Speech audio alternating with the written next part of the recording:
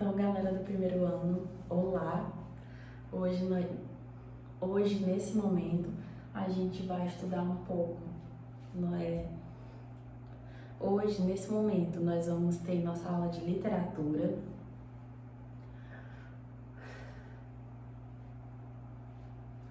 Eu espero que todos vocês gostem, que apreciem e que possam tirar todas as suas dúvidas, certo?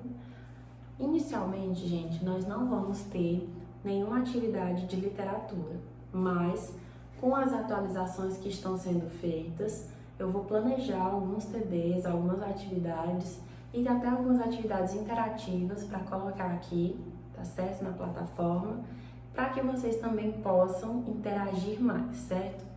Lembrando que nós vamos ter aulas gravadas, mas daqui para frente nós vamos também ter aulas ao vivo, certo? Aulas digitais. Vamos lá? Hoje eu vim falar para vocês um pouco acerca do arcadismo. Professora, o que é arcadismo? Nunca vi na minha vida. Vamos lá. Nas aulas passadas, na verdade, na aula passada, e já faz alguns dias, nós vimos o barroco, certo?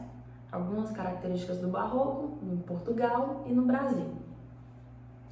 Lembrando que até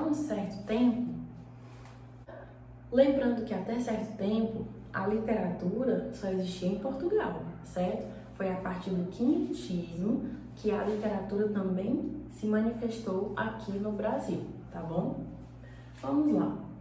No barroco, relembremos, a gente viu algumas características, né, referentes a esse movimento, que era a questão da dualidade, do claro, do escuro, do jogo de luz e sombra, da oposição, na verdade, entre igreja e ideias profanas, no caso, certo? Tudo isso influenciado pela Reforma Protestante, por aquele sentimento conflituoso dentro do interno das pessoas, né? Agora, vendo esse novo movimento chamado arcadismo, a gente vai ver uma escola literária que se opõe ao barroco. O barroco era muito impactante, era muito dual, certo? Gerava muito impacto e gerava muito conflito interno, dúvida. E tanto que nas produções poéticas a gente pode ver autores que produziam literatura um pouco mais sacra, um pouco mais sagrada e textos bem mais profanos, por exemplo. No arcadismo a gente vai ver de uma forma mais leve, certo? As manifestações poéticas. O que a gente deve explorar inicialmente é o contexto, tá, gente? Vamos imaginar. Inclusive, eu já falei aqui para vocês que literatura e história estão andando ali lado a lado, porque a literatura mostra as manifestações artísticas, né, as manifestações poéticas, prosaicas, toda a produção textual de uma determinada época. Mas essas produções são influenciadas também por elementos históricos, por elementos contextuais que aconteceram ao longo daquele período. Então é importante que nós entendamos acerca disso. Gente, é importante a gente pontuar que o arcadismo surgiu na época de algo chamado iluminismo, que eu até esqueci de colocar aqui, tá, gente? O iluminismo surgiu no século XVIII, certo? E era conhecido como o século das luzes. Alguém colocou uma luz aí nesse negócio.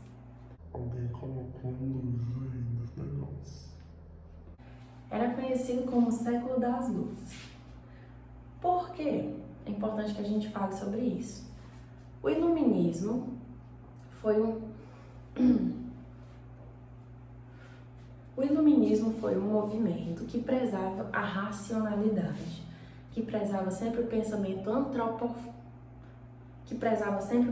antropológico, o pensamento que vem do homem, em oposição sempre ao pensamento religioso.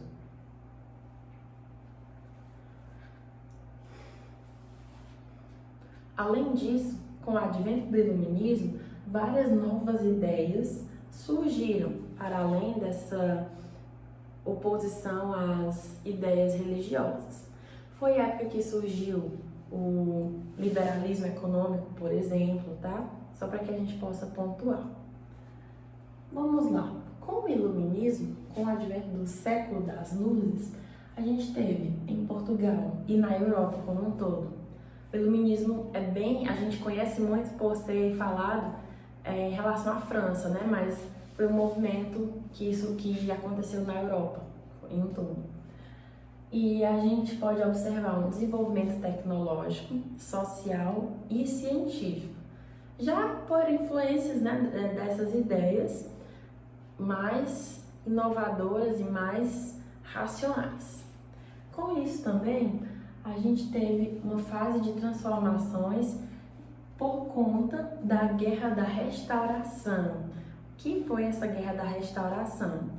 Foi uma guerra que envolveu Portugal e Espanha e que fez com que Portugal conseguisse a sua independência, certo, gente? Por conta dessa guerra, várias transformações foram existindo, na verdade, foram sendo percebidas em Portugal. E também, a partir disso, nós tivemos algumas renovações educacionais. Com todo esse contexto, a partir de todo esse contexto de novas ideias de renovação, século das luzes, iluminismo, tá? Século XVIII, a gente vai ter o arcadismo. O arcadismo ele tem como uma das características principais, gente, que é importante vocês fiquem cientes, essa palavrinha que eu coloquei aqui, que vocês observem, tá? Bucolismo. Bucolismo. Algo bucólico, tá, gente? O que significa isso? Significa que agora a gente vai ter uma literatura que não é mais tão dual, que não é mais tão rebelde, por assim dizer. É uma literatura que preza os temas campestres, que vai valorizar o campo, a natureza, que vai falar de aspectos pastoris, daquela coisa mais interiorana, certo? Mais afastada da cidade e da vida urbana. É tanto que eu não coloquei aqui, porque minha lousa não dá, pelo tamanho que vocês estão vendo, mas uma das características também do arcadismo é o fato de as produções criticarem a vida urbana e, de certa forma, a burguesia que vivia por criticarem a vida.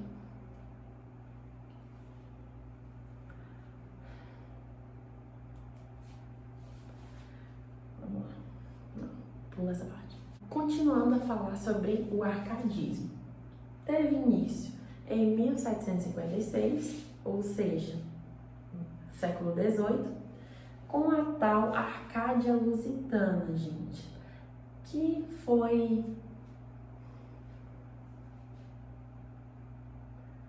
surgiu a partir da Arcádia italiana, certo?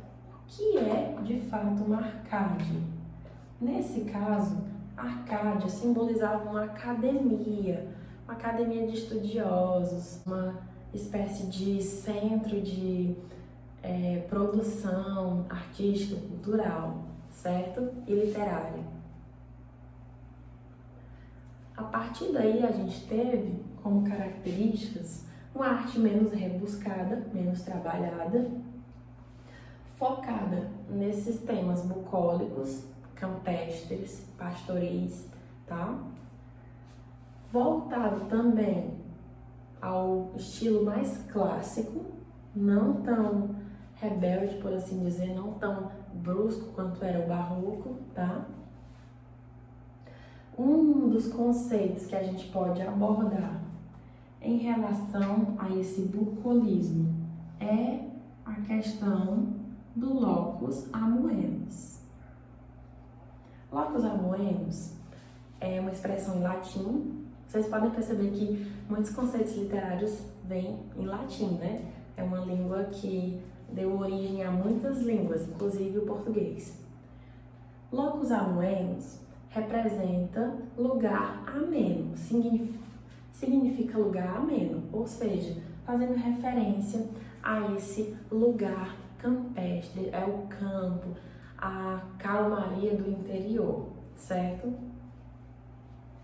Além disso,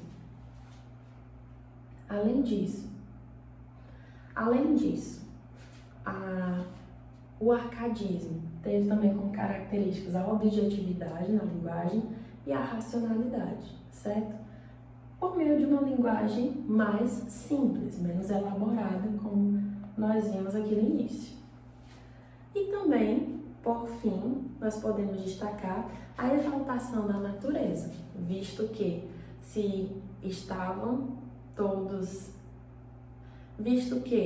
se falava tanto de campo e de natureza, era comum que a natureza em si fosse exaltada e que os aspectos urbanos fossem deixados um pouco mais de lado, certo?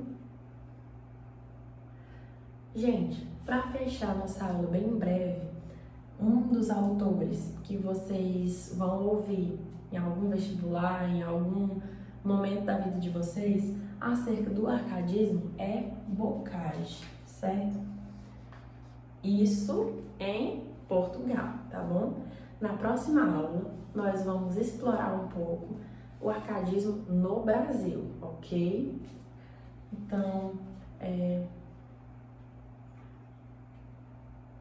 agradeço todos que assistiram essa aula e é isso. Bons estudos a todos!